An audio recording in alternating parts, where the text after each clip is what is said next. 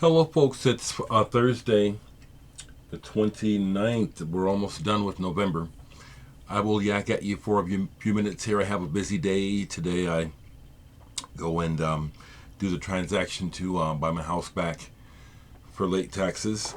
So getting ready for that, having my morning cup. As always, thank you, people. Yes, the problem was my modem. I just use stuff until it falls apart. It really does. It's a reflection of how I was raised. When you are raised with on a limited income, you make do. And my personality was that I just kind of adopted that. You use things, and if they break or if it becomes malfunctioning, you still use it to the best of your ability. And the modem that I had, I bought years ago. Hearing from people who say they switch out modems every 6 months. I just use stuff till it falls until it falls apart. I The picture is better because I adjusted the camera. I just don't know why I didn't think to do that sooner. I'll just show a few records. Someone recently, people ask me now. I've made well over 1,000 videos. And when I started, I would do these videos where I would do collections of. One of the reasons why I'm not doing it so much now is because I have an idea of what I have, but I've also forgotten to a degree, honestly. And I just pulled a record that I wanted to show, but I pulled the wrong record. Just 1 minute, let me get that together. Guilt Trap. Glass, there it is. This is what I wanted. This. Let me show some reggae records. Someone had asked if they could, if it would be possible to see my reggae collection, and the thing is, I have reggae, but I don't have a real reggae collection. I have a friend named Brant who has a real reggae collection. He's actually friends with the Marleys. Brant is almost 70 years old. He's best friends with Rita Marley's lawyer. Ralph's his first name. My friend Brant has actually spent time in the Marley household in Jamaica. And he has a reggae collection. That's why I'm saying I know what a reggae collection looks like. I don't have one. He does. I mean, literally. And he knows the people. Matter of fact, another quick story.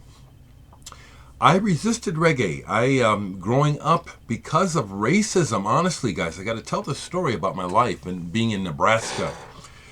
Because racism sucked so bad, and because I liked the world the way it was, I liked a lot of what the white world was offering, I tried really hard to assimilate. If you don't know what the word means, look it up, all right? I wanted to be accepted almost to the point where I was actually denying myself to a degree, and that fits into reggae. When Bob Marley was really hot, I was resistant. I just didn't listen to it, and it's not because I didn't like it. I was having an inner conflict, and this is what it was.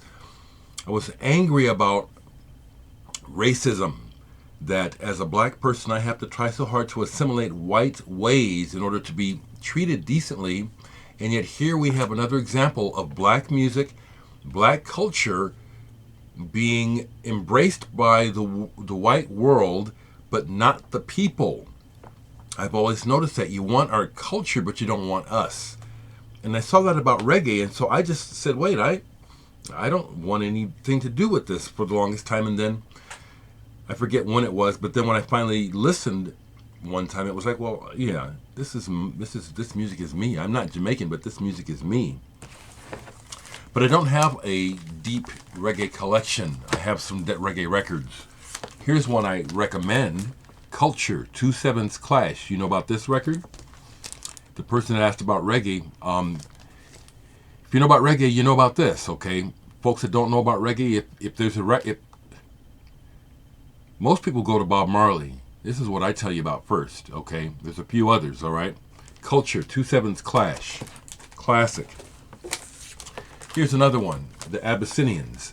Their version of the Rasta prayer or main hymn, Satamasagana, which is on here and other records, Forward.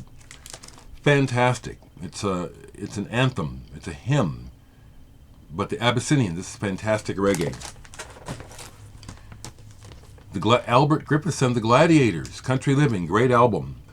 Albert Griffiths is a legend in Jamaica, hardly known in America. I got to see the Gladiators years ago, and the backup singer, the tall guy in the back, in the hat right there, Melvin Mellow Reed, he met a woman while they were here in town on tour and stayed. He just left the tour and stayed in Omaha and married this woman. Consequently, ended up becoming friends with Mello, and until he got deported. But Mello painted my house. I need a new paint job. But the outside of my house was painted by one of the singers of the Gladiators. Melvin also sang backup on some Ethiopian singles. I don't know which ones. Another reggae record that everyone knows about, Bob Marley. So I got Bob Marley. I can show you. But do you know about the Mighty Diamonds? Right Time? When the right time come. See, I've seen that one right away. The Mighty Diamonds, okay? Now, there's more. See, the deal is, that's the deal. People who say, can I see your collection? A lot of times what's going on is people want to wait to see what you don't have. So they can say, well, what about? I understand that, and I can vibe with that to a degree. But I'm explaining that I have not tried to dedicatedly buy a reggae collection. I like reggae, so I have Burning Spear, I have Black Uhuru, I have several other of the greats, Don Carlos. Just not pulling the records right now. Okay. Right quick, I had some company yesterday. I don't have a lot of company, these days. That's one thing that I'll notice as getting older in my 60s, you do fade into the background a little bit, which is fine with me. You know what I'm saying? When you're younger, it's like you're constantly, what are people doing? Let's hang out. And I used to be like that, but I had some musician friends of mine stop by at 2 different times to hang out with me. And the fun part about that is the main thing we do is drink coffee and listen to music. So I got to turn some musicians on to the work of Mark Stanley, because these are my friends now, and I'm just so psyched to be friends with these amazing musicians. I played this for my saxophone player friend, James Quato, who is actually going to be on the next Gonzalo project with me. He played sax on the contribution that I sent. So I'm trying to get him to know who these people are that I know.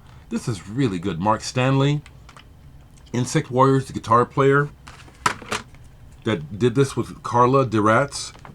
I played some of this too. I play bass on this. This is brand new. And musicians hear it, you know what I'm saying? We're musicians, so they hear the craft. They hear the work. And the one that really got the big kudos, I'm really happy about this, but all 3 of my friends really responded to this one. Mana Mirage, Rest of the World. Dave Newhouse, you knocked it out of the ballpark with this. There's a lot of records that I have not heard this year, but I would still count this as a major progressive rock release in the world of 2018. And I'm on it. That means more than money to me. It means a lot to me to be able to say that it's something I've wanted all my life. Since music captivated me, I wanted to be in that circle, and I am. We got to talking about trying to make the connection historically. I was trying to explain to James and his girlfriend Melissa about the importance of the Muffins and Dave Newhouse and these guys and other bands like this, like Happy the Man, who captivated this sound, which is not American, but wonderful, and got it right. And the connection to David Allen, Soft Machine, and Gong. So I pulled this. I didn't play it last night, but I was explaining the history. And David Allen, actually, his history is deeply embedded in the whole counterculture history of the Western world, going back to the Beat generation, Jack Kerouac, William Burroughs, Allen Ginsberg, all that. So was sharing that with those guys, and this is some of the best music. It means the world to me that I'm a part of it. Yeah, I keep talking about it. That's how much it means to me. Okay.